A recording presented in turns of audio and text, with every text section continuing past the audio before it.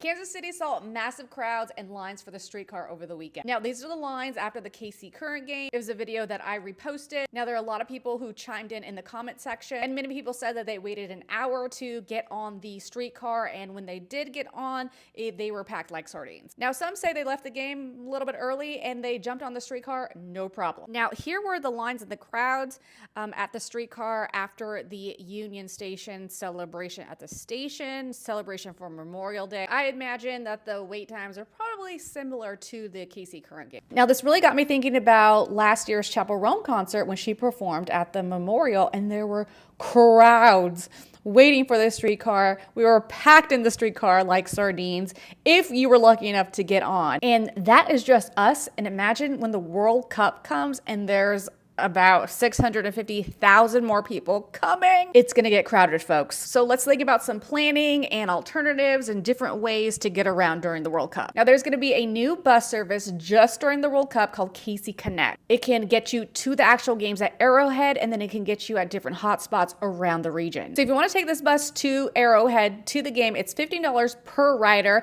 and you have to show your match ticket. It's absolutely required. Now, when it comes to the hotspots like KC Live, the Crossroads, because there's going to be a big festival there as well, which I'll tell you about later.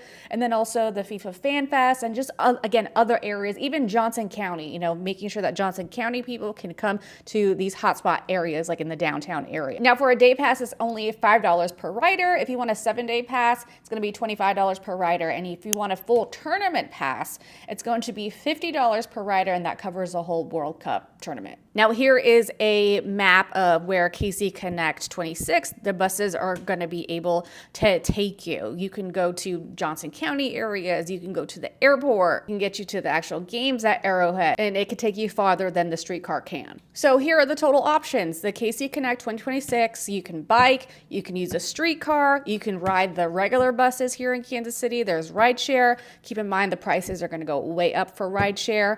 Also, there is accessible transportation for the KC Connect. So you really got to think and plan ahead of which one you want to take, because again, with 650,000 people on top of us, when we know we are a crowded place when there's a big event, it's gonna be busy. So plan ahead. Also consider the heat that's coming, and no matter what, plan to have a great time because we are about to make history. So if you're interested in using KC Connect and their buses, comment Connect below and I'll send you a link where you can purchase passes.